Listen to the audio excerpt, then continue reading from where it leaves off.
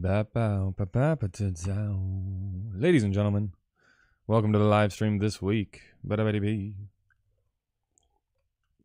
Now, hopefully you can hear me. Someone in the chat, please say if you can hear me. Who do we got? We got John Ross, Big Tavis. The legend never dies. That's right. Jesus. Yeah, okay, good. Everything worked. And once again, I'm consistent. If I say 10 o'clock generally, or sorry, 7 o'clock for American people, then generally I'm on here by 7:30. So that's a good thing. Welcome to the chat, ladies and gentlemen. Thank you for supporting the podcast. Now, what is happening in the world? Well, you'll notice the Anamorphics are back, and today we're on the 35 because I thought, fuck it. Why not? Let's go wide. Let's be close. So if I got like this, that's the lens. Raw. Okay. So this is the 35. This is the Lomo, the old square front set. So yes, good. Tavis, midday in Melbourne.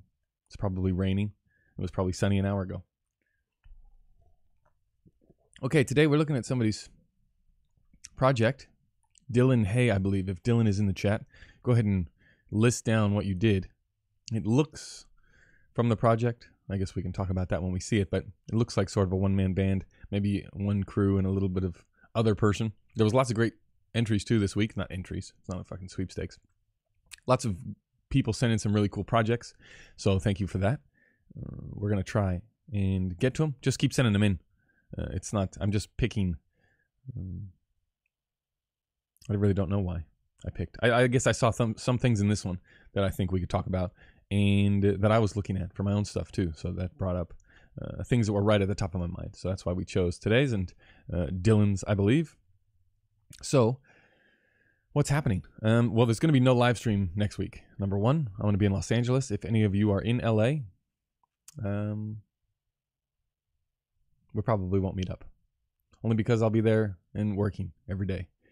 But it's going to be good for the podcast because just because of the requirements of the shoot and the things necessary, we're going to be shooting on, and it'll be my first time shooting on the DXL2, the Panavision full frame,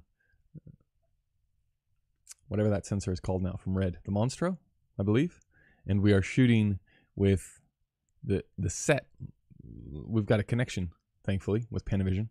And Michael Sioni, the guy that's, I think he's the product manager now for the DXL, and I think he's got us a beat on some of the Artiste lenses, which are those lenses from Panavision that have all the internal motors, so you don't need an external motor to drive the focus and the iris. It's all done inside the actual lens itself. I'm going to be shooting full frame, and if I'm not mistaken, I can't say anything about the actual project, but I can say that I think it's for Instagram.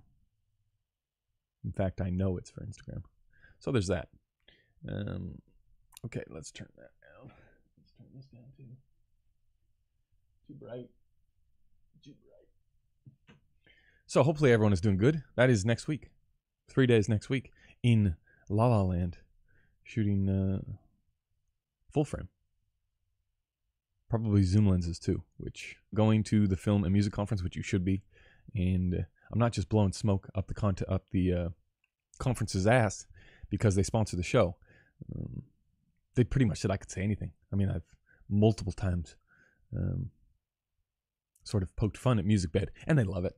And they understand that it's all a bit tongue-in-cheek, but these things are important. And the more I get along, the more I find that it is important to get out to these conferences and to meet people face-to-face, because those relationships you automatically are winning. You talk about, I get questions all the time from people.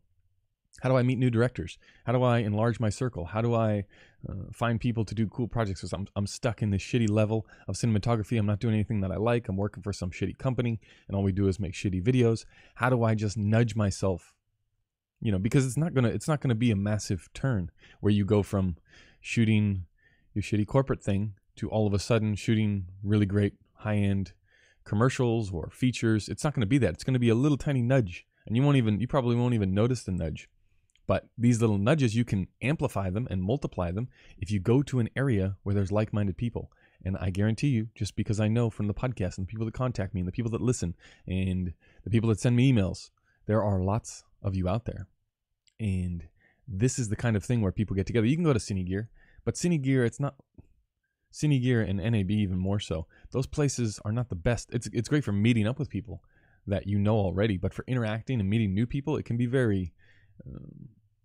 it's a difficult process in those environments. It's not conducive to conversation because everyone's checking out their own thing and they're moving all around. Whereas this is, you're sitting down, you're listening to speakers, you're talking it over afterwards, you're going into these little breakout groups. There's opportunities and there's things outside the conference, which is probably the most important. I mean, probably MusicBed wouldn't like me saying that, but you know, it's great to hear these people talk and you can glean information from them, but really it's going to be the benefit is the relationship and the connections that you make. So if you haven't already entered the contest, because $600 is a lot, right? And we talked about the discount. That's cool, but it is quite a bit of cash, especially if you're just starting out. So we're giving away a ticket and a bunch of other MusicBed shit. You know, like a mug or something. I don't know if that's exciting, but make sure to go and enter the contest, and you get more entries if you do more of the shit that was laid out. You know, if you share it on Instagram or whatever it is, you get more. So everybody that has signed up pretty much gets the maximum amount of entries. I think right now it's about 48 is the maximum amount of entries one person can have.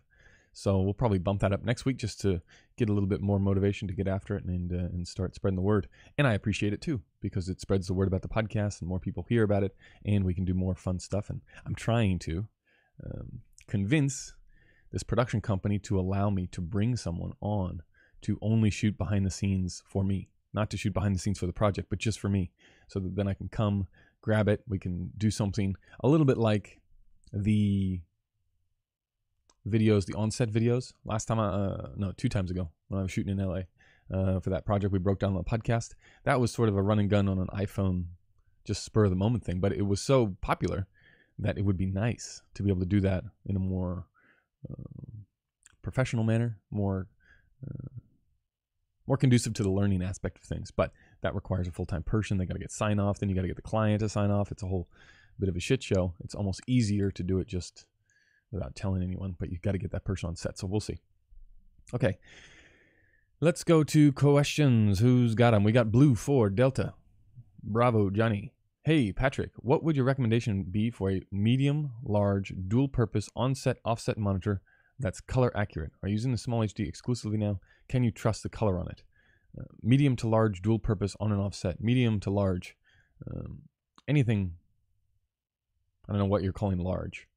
If you're talking about large in a grading suite, you know, minimum would probably be 40 inches. So I'm going to say medium to large would be 24 inches, which is the standard. 24, 25 inch is the standard for directors, agencies.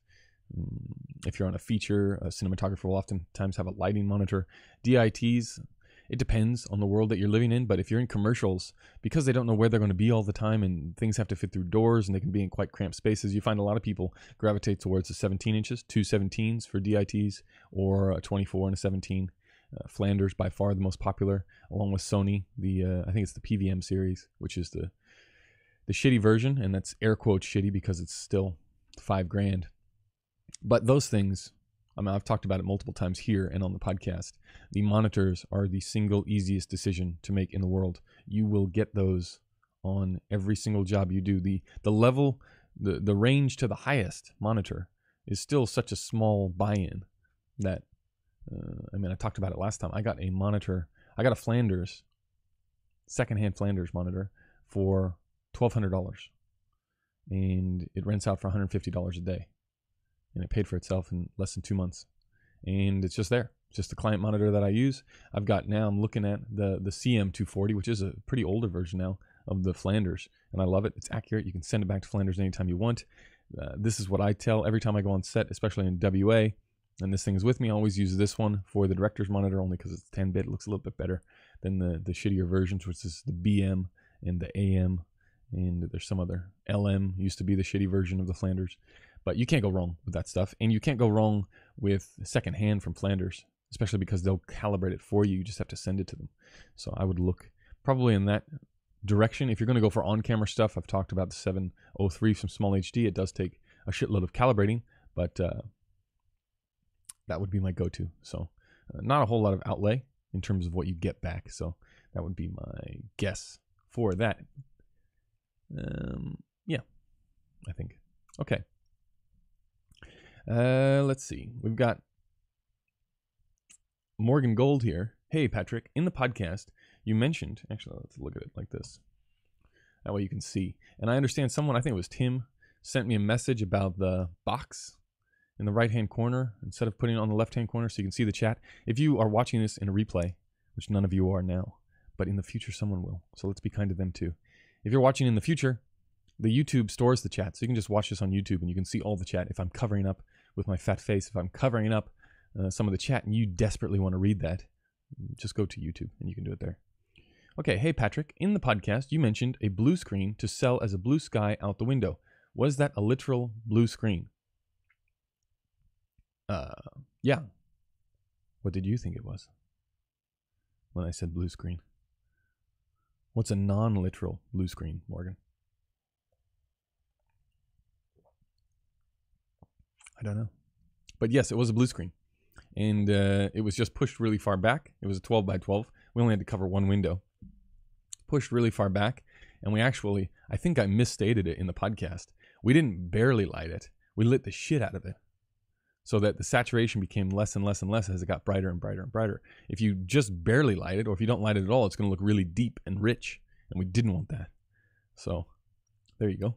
If you're a Patreon supporter, you get that little tidbit just in case you're ever in that world. Whereas the people that just listen to the big podcast, they're going to be fucking looking out the window of some shitty ass training plane going, I thought Patrick said he just barely lit this thing. No, we lit the shit out of that thing. That's why it gets brighter. Okay. Srini, I thought it was super wide. Yeah, this is it. This is 35, and this is actually a half diopter in there as well because you can't really get that close. This is just under a meter, and that's the close focus. Tavis, how do we submit? On the Facebook or on the Patreon? On the Patreon, on the email, any way that you can send me a link. That's how people submit their stuff.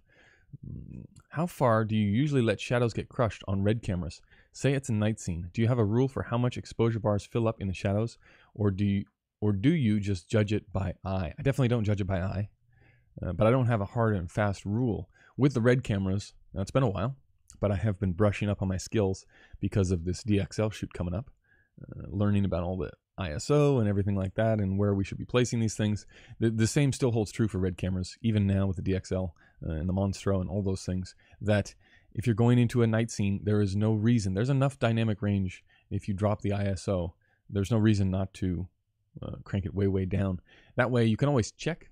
You can check 800. You're shooting raw. It doesn't matter anyway what the ISO is. In terms of final product, it matters by your ratios and how you're judging light on set. That's the most important thing. So I would always say try and not fill up the bar at all. If you look at the pros, the big guns, they will have almost zero of a bar filled up unless they're shooting like a night sky or something. But you can get the density down just by taking the ISO way, way, way down, say to 250. And now the sensor is just starving for light. You're going to feed it lots of light and it's still going to look dark. That way you're not crushing anything. You definitely don't want like half of a bar of black. It's going to look like shit, Ed. And we lit it up with an M18 for a moon and a Kino 4-bank with a tube and enough level to make it black. And then you can go in and dictate, okay, well, it needs to be a little bit brighter here, or it needs to be a little bit darker there. And generally what I would do in that case is I would light it to 250, and then I would crank it to 320 in post, or if you got a DIT, and then you pull down everything around the subject just to give it more darkness. So you get a little bit of bump in exposure for the actual person, but that's if you got somebody on set. If you're doing it in the grade, you don't have to be that exact. It's only if you're going to have people looking at it the entire time they're editing. You may want to give them just a little something. Okay. 1724, Blue 4 Delta. What the hell is 1724? Morgan, yes, thank you. Eddie, so who was the plane commercial for? A jet company for rich people or something? No, it was for the lottery. These people had won the lottery and that was the gag. Would you ISO down like that on an Alexa as well? Does camera matter? As long as it's digital, it doesn't matter. It doesn't matter. The same principles apply. And this is, what should I do? Should I just do, I need like a sticky video at the top of the page that explains this rule, because people just don't, this is the hardest one for people to understand, the ISO, and how you'd be, I mean, it baffles me. Even on set, you're talking to people that are experienced, and they can't quite wrap their heads around the idea of what ISO is and what you're actually affecting when you crank it up, and how it looks brighter, but it's not really brighter. It only looks brighter. So yes, Neil, I would do it on, it works for any camera, but you have to understand what you're affecting for it to be that way. Like the Alexa, I would be much less inclined to do it. I certainly wouldn't go down to 250 on the Alexa. I would be more in the 400 range if I was going to do that, especially ProRes. I might drop it down to 400. But then you have to think about the project overall. Does it change? Well, number one, is this project going to have enough time in the DI to be able to take advantage of this stuff, or is it going to create more problems if you're changing the grain structure, the noise structure?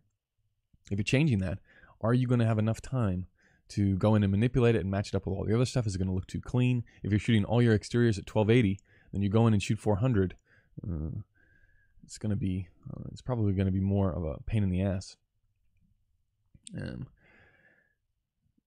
Tavis, there seems to be a trend at the moment of people cranking the ISO to 1280, 1600. Have you heard of this? What's your thoughts?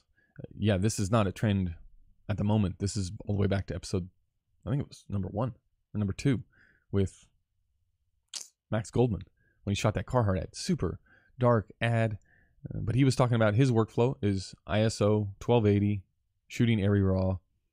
That produces the best images. Bradford Young talks about doing the same thing, about slightly overrating the sensor and then underexposing the overrating, so you're doubling down on underexposure.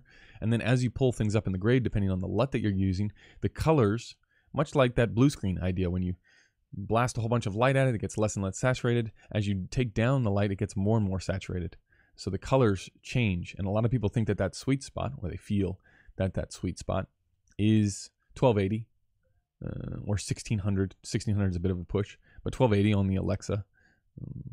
Also, I mean, there's a bunch of different reasons to do it, because 1280 outside is going to give you a half a stop extra in the highlights, and you have got to be, it has got to be such an extreme contrast difference for you to be worrying about highlights with the Alexa.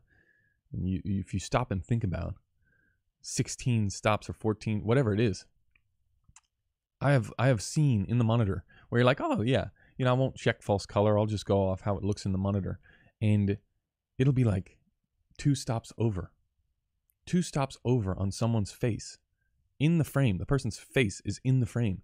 It's 2 stops over, and the sky in the background, which is this blue sky with the sun and the clouds behind them, it will not be clipped.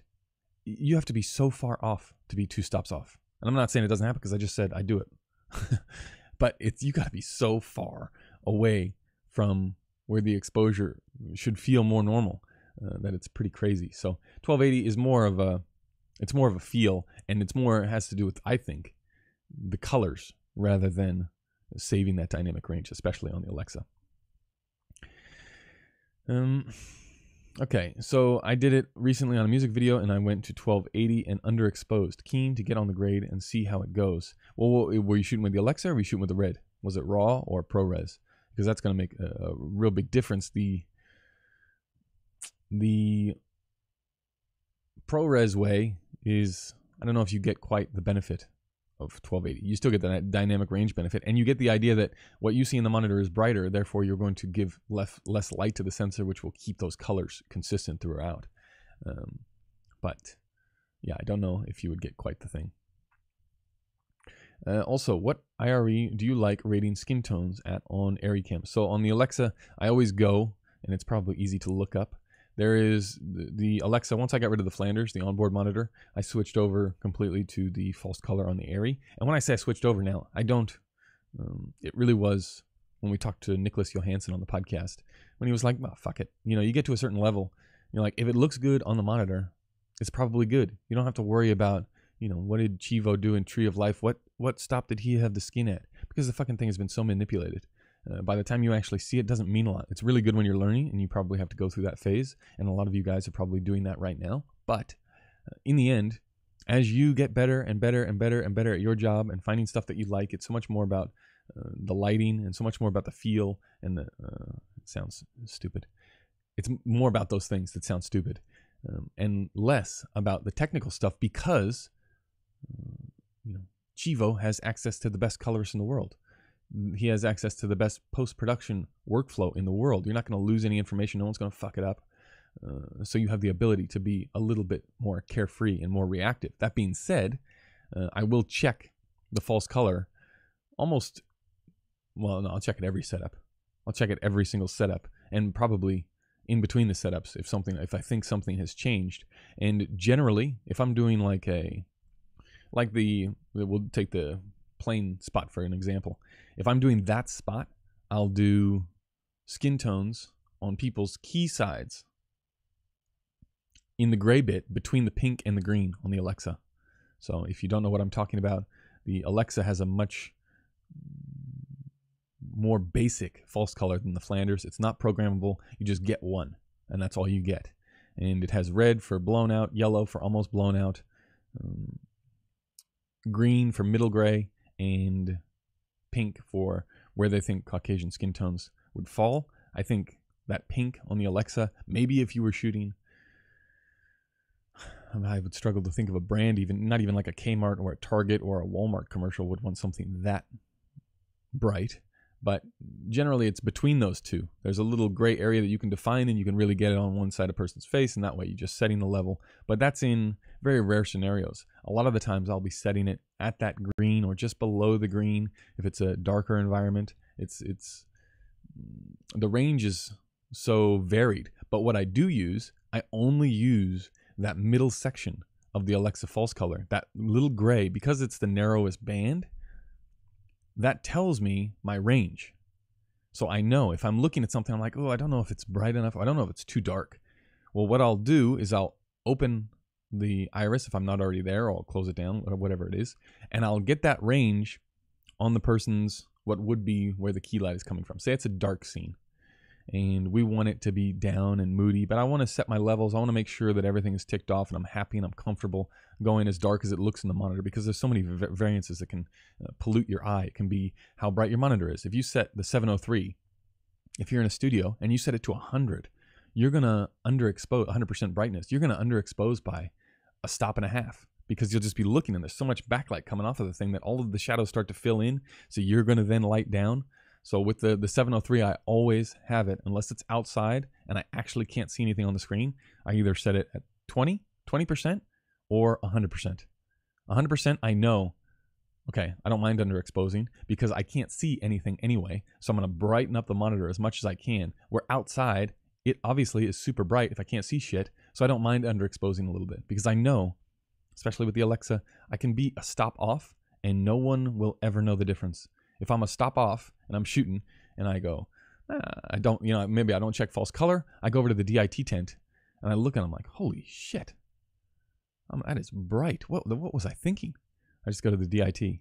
Hey, let's bring that down before we send that down the pipeline. Let's just take that down. You use the offset, bring it down till we feel comfortable. Then, okay, now we can pass it on. But you can be a stop off, which is a shitload, right? Which sounds sloppy.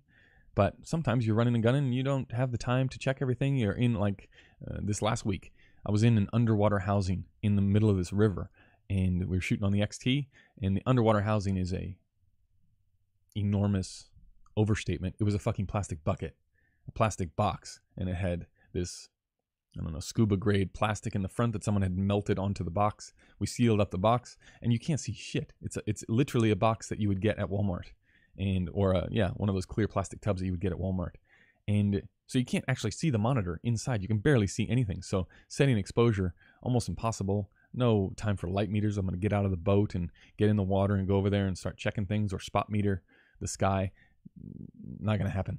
So you get in there, you try your best, you go over to the DIT and oof, it's too bright. Just bring it down. It's sometimes that's the necessary evil. Okay. Shall we look at this project? Jesus, that was a long-ass intro. Okay, this one is from Dylan, which if Dylan hasn't responded, yes, I doubt that he's going to be responding. But let's take a look-see. Anybody guess what I'm going to say with our first shot here? Any takers out there in the chat?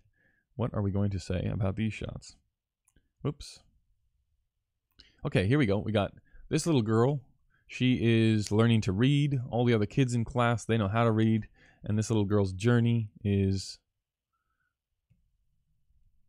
getting to be this person who sits in front of the class and reads. Whoops. That's a Tech Scout photo. Forget you saw that. Okay, so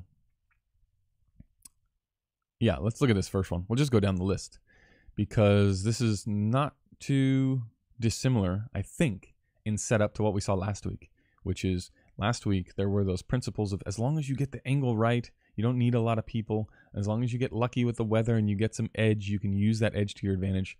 The harder part, I think, if I was going to take if you could have it either way and you were just running and gunning between flat, overcast, and sunny, I think you got to choose sunny because at least then there's some interest. The flatness is really what gets you.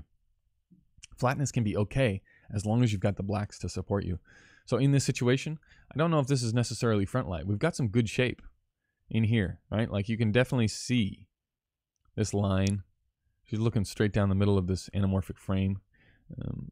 You can definitely see that it certainly gets darker on this side. So not necessarily front light, but certainly not backlight, right? There's nothing backlight about that. There's no edge here that is giving us anything. It's just all quite the same. The good bit is there's no distracting level in the background, right? That's great. You're shooting into some darkness. So this is all good. That's good. It's nice and out of focus. The tree in the back of the head, this thing, I don't know, I'd probably just, give it a little shuffle left. Give it a little shuffle left, and then you could be, if you go around this way, you could still have the tree in there. You're just angling a little bit more so it's not right smack bang in the back of her head. So for light, the only thing you can do in a situation like this is neg, right? You got to really come in and you got to get it in there to get some shape. You got to get the neg right in on them, and you probably floppy it over so it ends up going like this, taking away even more light. And then you would open it up at the back. Open it up back there, and then that would give you that little tiny leak of light. And then you get darkness in this area, which just gives us a little bit of shape, and then you open it up here. Whereas here, it seems a little bit flat versus what's going on in the background. Now, this is not something you look at and you go, well, this is complete shit. It's nice. It's got a lot of good elements in it. The depth, how far away our subject is from the background, that's great. The framing, apart from the tree thing, is good. You've got a couple different layers. You've got that deep background. You got the building, bush, tree, foreground, middle ground, all that sort of stuff. Well, not foreground, but you know what I'm saying. There's lots of good elements. There's light to dark to light to dark. It's in there. It's just not super advanced on her skin. This is where we just probably want to crank it up. And outside, overcast. Any guess, ladies and gentlemen? Let's do this. Let's say you have a truck. You have a ample lighting truck at your disposal, and you come across this. What sort of lamp? It's overcast. It's the middle of the day, as this looks to be, or say 11 o'clock in the morning, and the sun is over here. It's not ever going to pop out. What lamp would you say that you would need to give us some shape here? What lamp, and what would you do with the lamp? Is there any suggestions from the audience? Because this is a good test, because a lot of the times, you'll say, fuck, we need something big and soft. What do we actually need? I don't know the source that is going to be powerful enough to actually make a difference. Are we going to need an 18K over here? Are we going to need something fucking gigantic to come over here?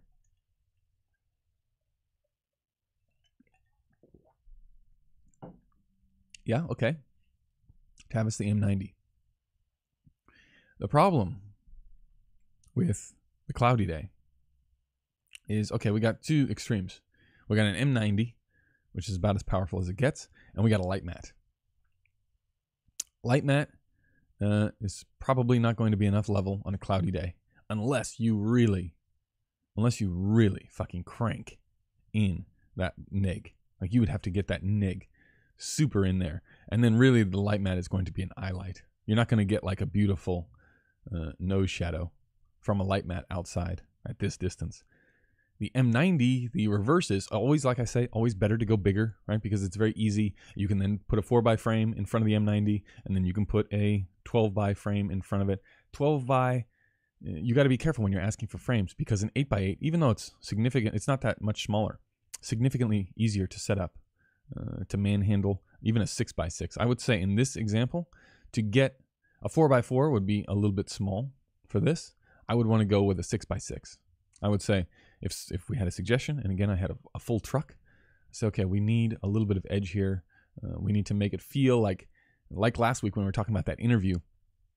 You don't want it to feel lit like this. You don't want it to feel like, fuck, there's a source just there. So to get that, you don't want to go crazy powerful. You don't want to go overload, because then you're gonna start to get that sourcey feel. So I would probably an M90 through a 12x or through a 8x of quarter grid is going to be too much level. It's going to be way too much level. And then if you're going to keep that level, say you don't adjust the lamp at all. Say you just put up an M90, you put it through an 8x8 of quarter grid. To get the right exposure, like we were talking about on the Alexa, to get that little gray zone on her face here, this background is going to look, that background is going to look like this. I mean, it's going to be really, really dark because of the contrast difference, because you got this fucking M90 parked just out there. I would say outside in a situation like this, if you parked a 2 4x4 floppies, camera right, off of the truck, I would say I would go either an M18 through quarter and probably through a light 4x frame, or a M40 through heavier stuff. And the heavier stuff is probably going to make the shadows more realistic, but you would definitely not need more than that. And the producers would certainly thank you if you kept the M90 on the truck as opposed to the M40. But really, this is like a man with a van job almost. This is M18 through 6x6. And that would give you just enough, because you don't need a lot here to create the contrast, especially if you've got the neg over here. You need from, let's say you got the 8x8, you need about, I don't know, 6 feet from the 8x8 to the person.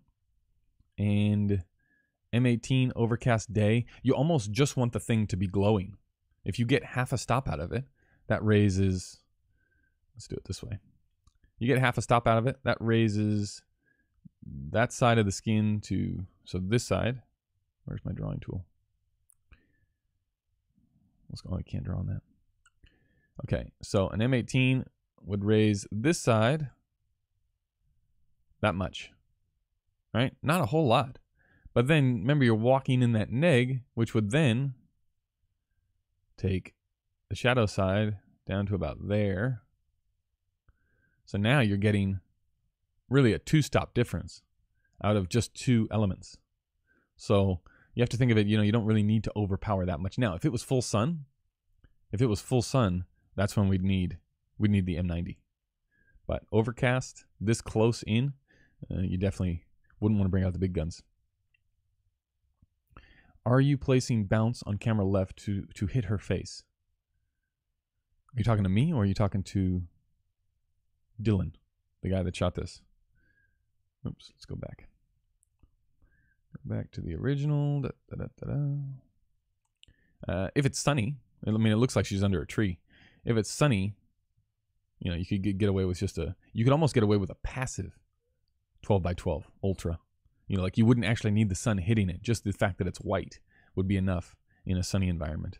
But would I place a bounce camera left to hit her face? You're talking to me. I wouldn't place a bounce. No, if it was a M18, you certainly couldn't bounce it into her face and get enough level. You'd have to go right through the material. So I'd probably set up the M18, and I'd set up the M18 probably, I don't know, 5 feet from the 8x8. It's not going to fill the whole thing, but you don't necessarily need it to fill the whole thing. I'm just going to change the battery.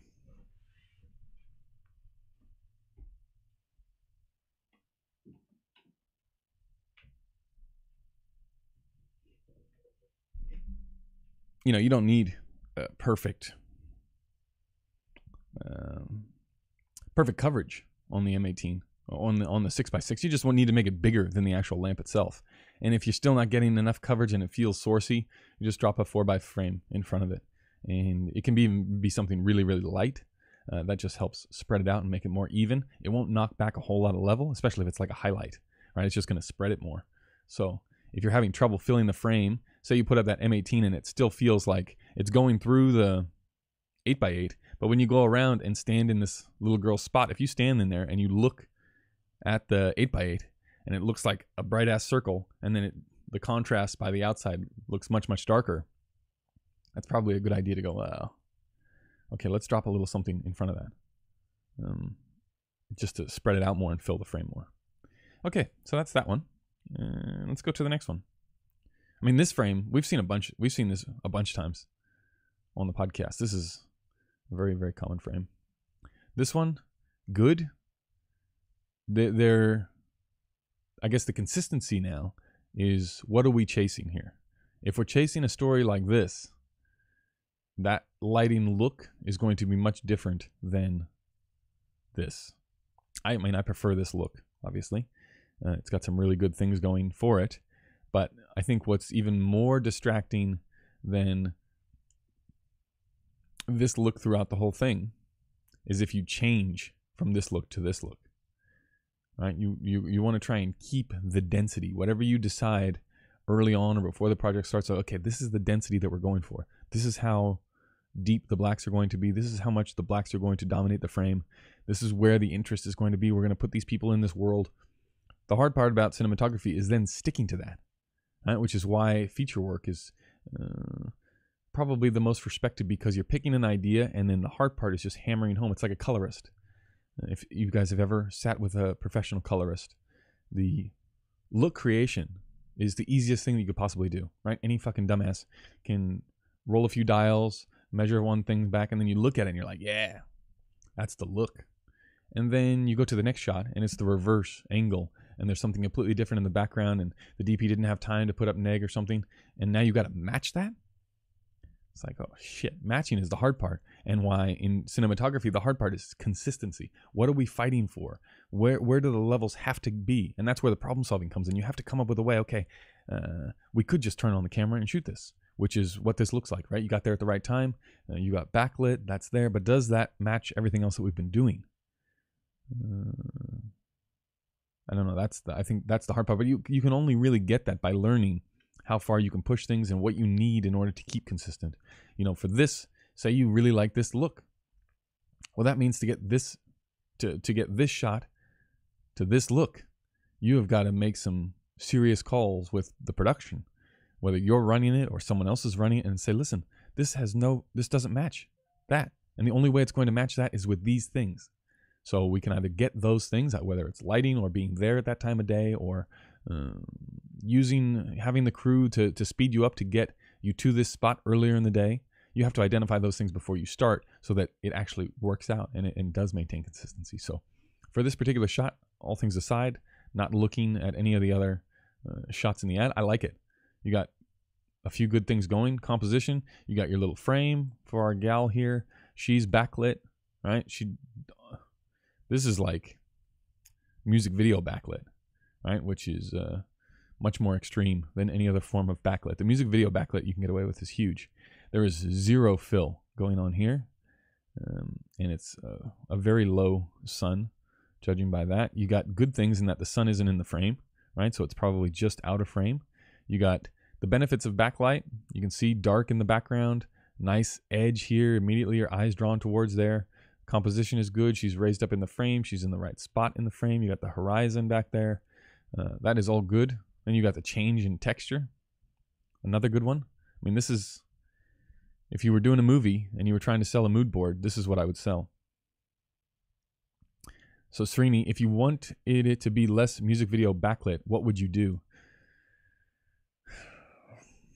It depends. It depends. Are we talking about We Are Dylan, and we're out there with Dylan and his best friend and his producer buddy? Or are we out there with a crew of people?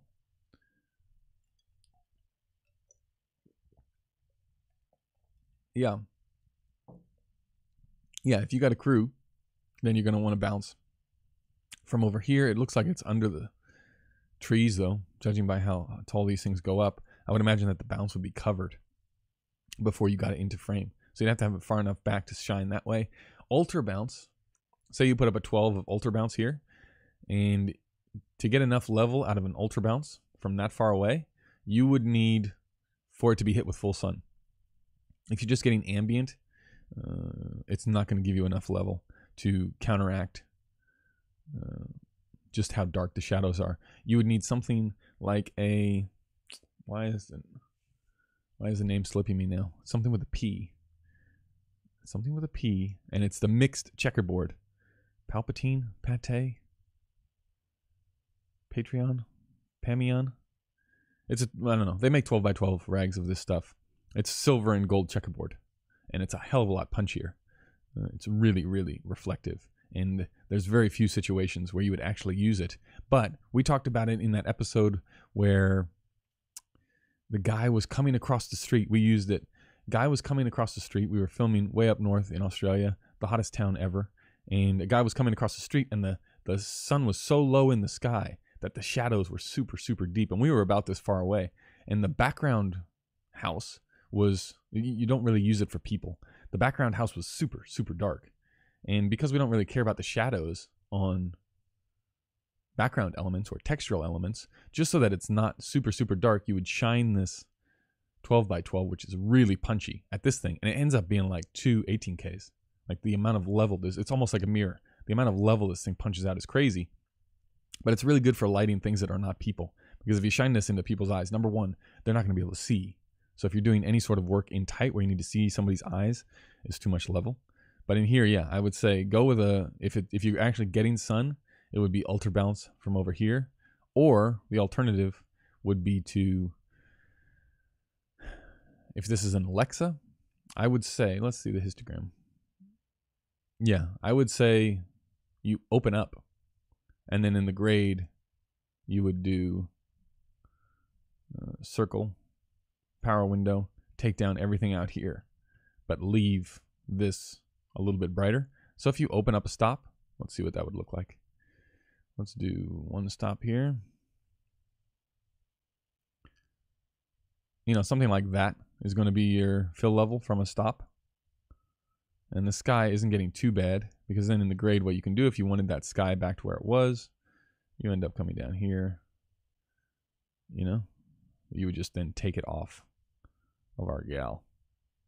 That's less music video, less crunch is what we're after. Okay, that's that shot. We will go to the next one. All right, now we're talking. Now this is the kind of shot that we like to see. This is much in line with last week's video talking about you do not need much, you just need to know the principles. And the principles here are, we're using, number one, there's variance in the frame. You need those little pops of brightness in order to feel the darkness. I don't know why my voice just cracked there, probably because I was getting excited about this shot.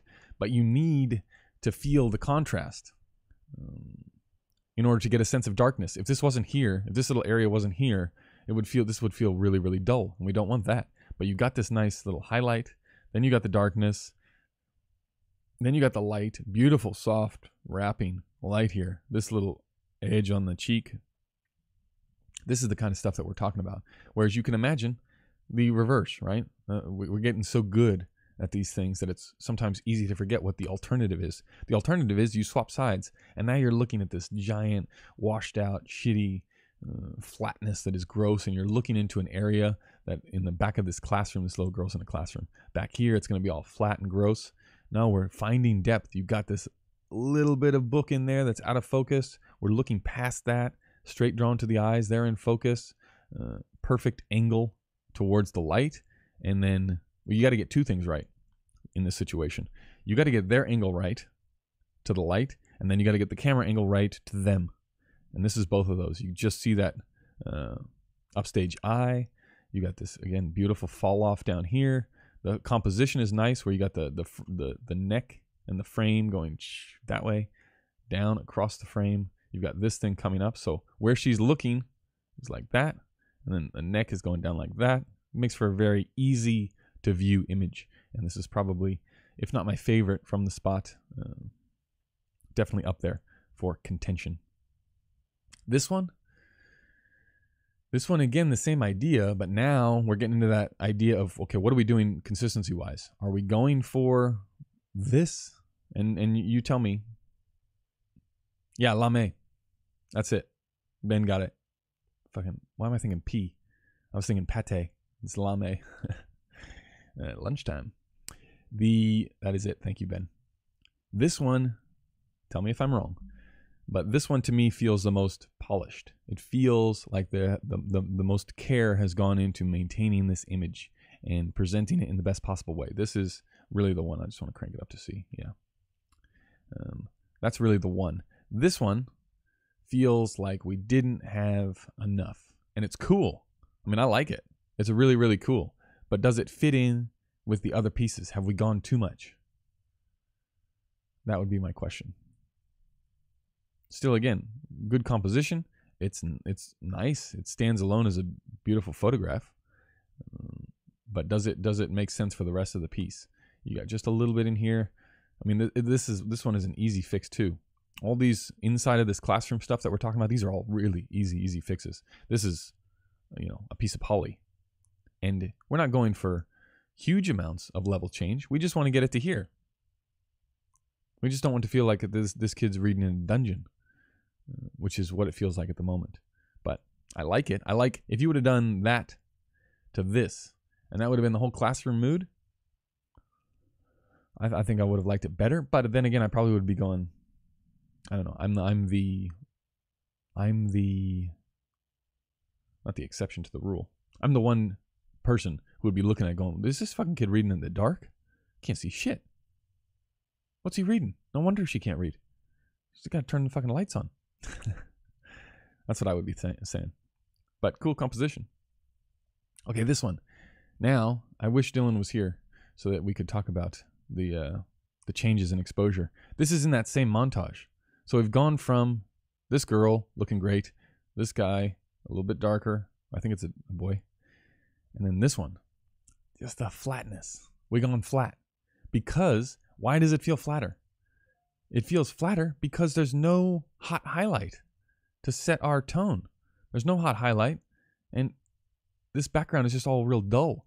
There's a little bit on his face. But you can see now that it doesn't carry over to his other cheek, it just starts to feel really, really flat. And the density here is not the density that we got in the shadow side before. So it's about fighting to maintain that consistency. If we go, let's see if we just crunch it up a little bit. No, we just bring that up a little. It's too much. It starts to get too saturated. But you just gotta, crunch it up a little bit. Let's go like this. I think you got to decide. You got to decide what you're going to go for and get that crunch in there. This is a good one. This is a great example of, again, dealing with what you have. You got these hot windows out the back. You got good light on all these kids. You're not shooting in the wrong direction. It just is what it is. The lights are off. I assume you've turned them off. Or maybe it's nap time at school. I can't imagine it being this dark in there when they're actually studying. But this is the correct angle. The framing, when you got the kids down here in the bottom of the image, it feels to me like I would want to be, feels to me like I would want to be down here. I would want to be a little bit lower. I don't know if we need this bit in there. All right, Dylan's here. Thank God. Dylan, what did you shoot this on? How many people did you have? Because we've been assuming that you had a crew of 50. Is that the case? If not, let me know. I feel like I would want to be down here. You got the angle right, but it's probably not enough. Now, how would we do this if we were in Hollywood? If we were in Hollywood and we wanted to make this look like $1 million.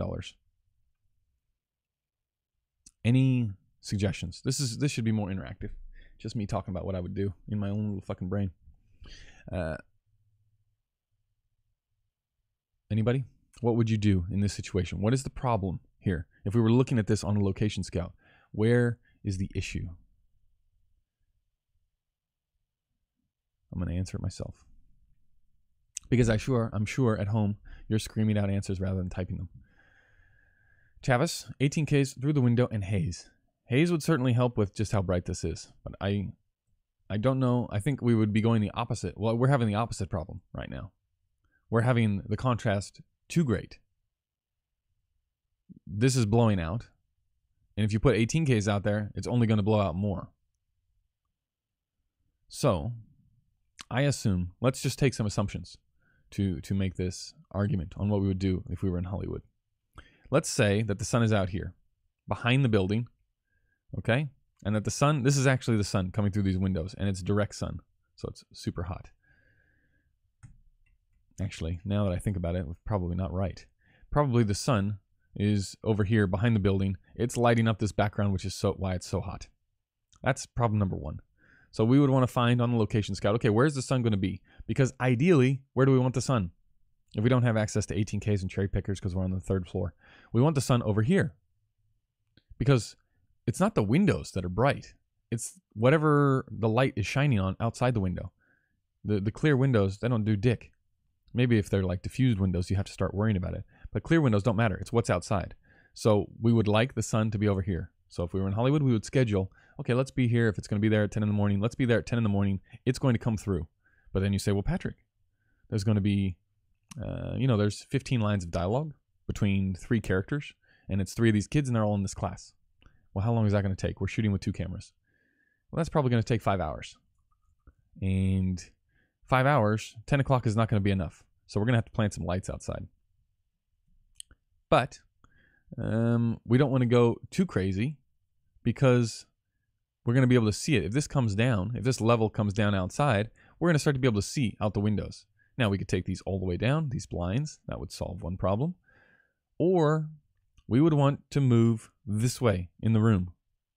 This way in the room, which would then place the camera over here. If you're that way in the room, then rather than seeing 1, 2, 3, 4, 5, 6, 7 windows, now let's say we only see 4. And when we see 4 windows, what do we do?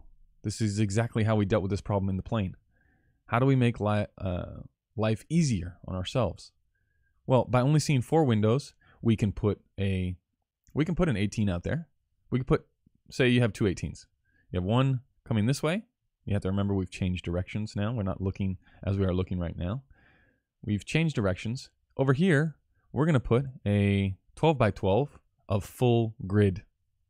Full grid. Just beat the hell out of that level. And we're probably going to put a 4x frame in front of the 18K. Probably something heavier. So we're taking 3 stops out of it. And that is going to be our window that we can see in the shot. 3 stops out of it. If you take 3 stops out of something and it's blowing out, you got issues.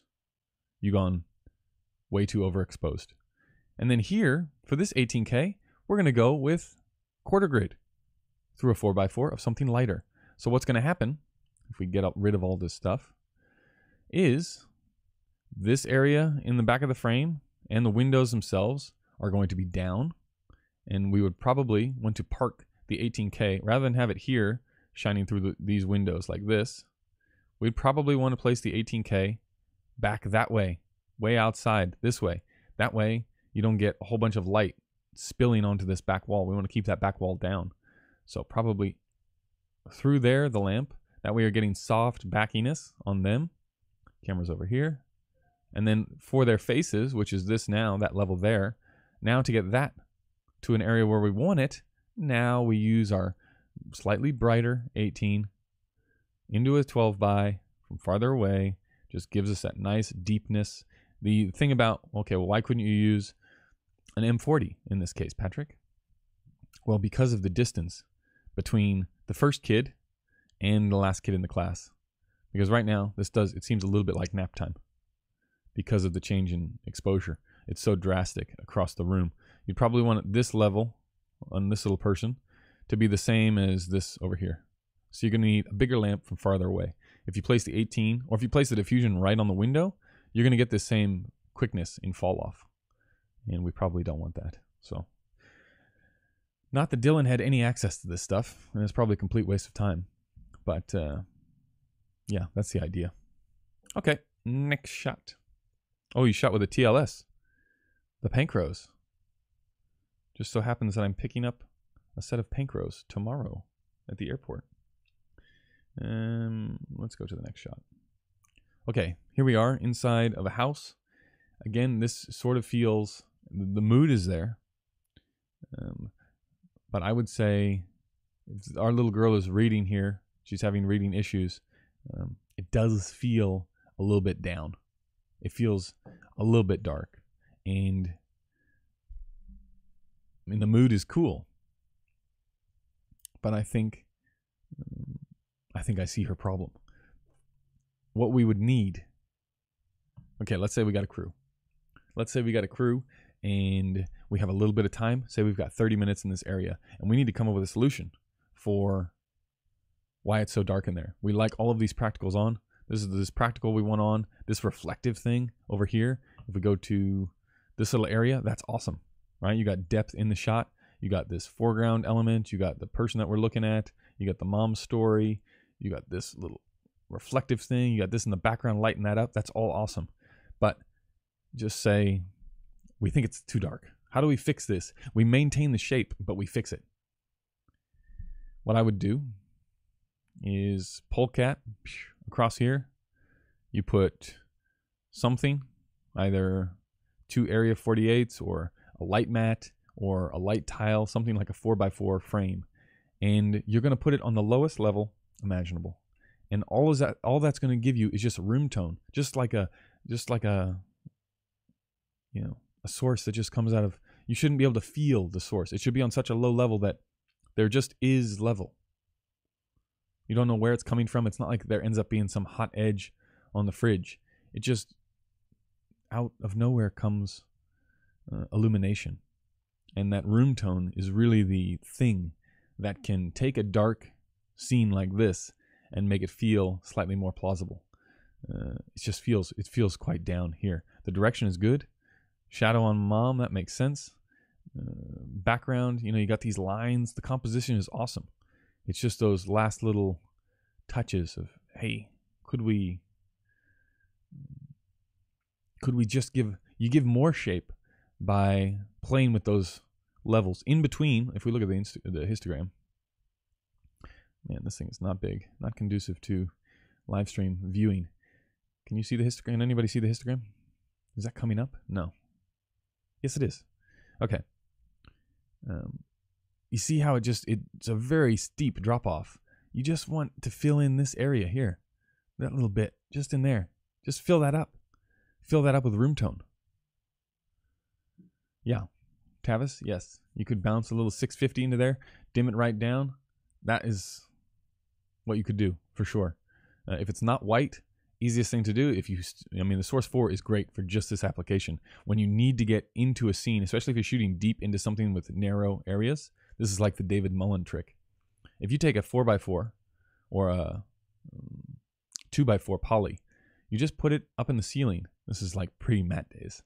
And you could make the matte out of poly and a Source 4. This is why that was the very first light that I ever was like, okay, fuck, I need to get one of these. Just because I can find so many uses for it on jobs. The Source 4, by far. I mean, it's huge and it's a giant pain in the ass. But back then, it was really the only solution for spots like this. Because you take your 2x4 poly, which weighs absolutely nothing. You tape it to the ceiling, but you tape it so that it hangs just a little bit. You know, there's a little bit of backy angle. Then you take the Source 4, you put it over here. Light. Over here, this is a giant stand, this thing. Goes in there, bounces back towards our people. And it just ever so slightly lifts it up. And then you can dim it. It would get quite warm because you wouldn't need lots. Or you just drop a little wire in front of it. And with the shutters on the Source 4, it's very easy to do. You can get one now for, I don't know, I imagine you can get one for about $250, a Source 4. And that'll take care of an issue like this. So yes, that is certainly the cheapest solution, would be something like that. Nowadays, though, on a real set, you probably, if you're working in a commercial space or feature world, you probably wouldn't be asking for Source 4s. You'd probably be asking for mats. Let's see this. Oops. Keep going. Okay, here we go. We're at that finale scene. Now, this is pretty good. This is good. This is the angle that we want. This is nice composition. Still seems like quite a lot of headroom. But I like it. I certainly like it. The area in the background, nothing blowing out back there, which is good. You got a little bit of shape on the back wall. I mean, this is hard because now this is where white walls do not come in handy. You know what I mean? What would be cool is like those old green chalkboards that they used to have. You know, you get that dark wood tone if you were shooting like Harry Potter back there. That's why white is the enemy, because it ends up being more, even though there's zero light hitting this thing, it just picks up so much more stuff than someone's skin. So not to, the location isn't doing you any favors, but this is the angle that we would take. This is the density that sort of matches with a few of those shots in the room before. This is the sort of level that we're after. And good thing dropping these blinds, you know, because if they were all the way open, it would just be too bright and too much shittiness. So you lower them down, just like we're in that plane. You just lower them down until you're comfortable with the area. You know, yeah, this is good. This is what I would do. If it still feels just a little bit down and you don't have access to a lot of stuff, I would probably say just a 12 by 20 or a 12 by 12 or just bed sheets. If you have, just queen size bed sheets, you get 2 of those and you string them up over here and you just get a little bit more room tone. You just get a little bit more edge on it. That's what I would say for this particular shot. But you can't really go wrong. Like if you're there with 3 people and you're sitting in there and you're like, okay, how are we going to make this thing moody and shapely? This is fucking good. So I would say congratulations. And finally, we get this cool move-in shot. And this shot is really great. This shot is good for the tools that you have access to. I would say, if we were going to fix this up a little bit, I would say out here, you got a few different options of how we can make this slightly better. Either you take down the level outside. This little thing is just a little bit hot. You can do that by, if you had a 12 by 12, you just put up a 12 by 12 solid over this area. It's small enough to where you could do that. Or you could use a net, or you could use ND on the window, or you could use a net on the window instead of just netting up high. And like this one seems to be darker only because of what we're looking at. And this looks like a building that's getting lit up. This looks like some sort of tree and patio area. But the composition in here is cool. You got this light to dark back here. You got this little reflection that's going on outside. This is nice and down up here. You got great light, just that softness from outside hitting that opposite side cheek as we close in on it. Now you can't see your far side eye, but that's a decision you make on the day that you wanted to be a little bit more in profile. I guess it would help if you were around a little bit this way, because this would be less apparent right behind her eye. But you can still see, even with how bright that is, you still got light, dark beam, light, dark, dark, light. There's still that shape there. So nice work. And yeah, I think that's good. I think altogether, great job. I mean, there's lots of stuff in there. It's the consistency. It's getting in there, as we said at the beginning, and deciding, okay, this is what we're going to do. This is how it's going to be, so that you can fight to expand your skills in that area. Because just getting a single good shot in a zone like this, once you know the principles, we talked about it, it's quite easy. And it's not easy, but, well, it is easy. If you know the principles, you just look for those, and it eliminates all the other possibilities because you're just looking for those. The hard part is in problem solving when you show up in a situation and there's none of those things, and you have to create those things. And that's how you maintain the consistency. Sweet. My appreciation to you, Dylan, for sending this stuff in. It was a good job. I'm looking forward to seeing more. And yeah, if other people have got projects, send them in for, well, it won't be next week. I need topics for the Patreon. I can answer questions from people's emails, but if you've got stuff, I'm going to be doing the Patreon podcast probably Monday when I land in Los Angeles. So that's when I'll be doing the Patreon podcast for next week's episode, which is an interview episode. The next 2 weeks will be interviews. So if you've got topics or conversation points, or you want to know about something or anything like that, send them in and I'll talk about them on the Patreon podcast. And if nobody has any more questions, we should wrap up this thing, this 35 mil live stream. Yes. Thanks for supporting the show. Make sure you go check out that Music Bed conference thing. Even if you just want to make $1, you just win the ticket, sell it to one of your buddies for $200. You are living the dream. You're probably getting yourself a Source 4, right? So it's essentially a Source 4 giveaway. You win the ticket, You sell it to your dipshit buddy. He goes. Okay. That's going to do it. We'll see you, not this week. Maybe the week after? The week after, I'm shooting at this mine. 4 days at this mine site. I don't know if anybody follows me on Instagram, but I was there. It was like the Tech Scout dream. It was pissing down with rain. Crazy rain. And it was like this old mine that hadn't been done up since the 60s, and the machines were still running. It was all yellow in this gray overcast area. And yeah, we're shooting there for 4 days when I get back. So that'll be fun. Okay, that's it. We'll see you in the next one. Or in Los Angeles, if any of you folks are out there and we have time. Let me know. Okay, see you.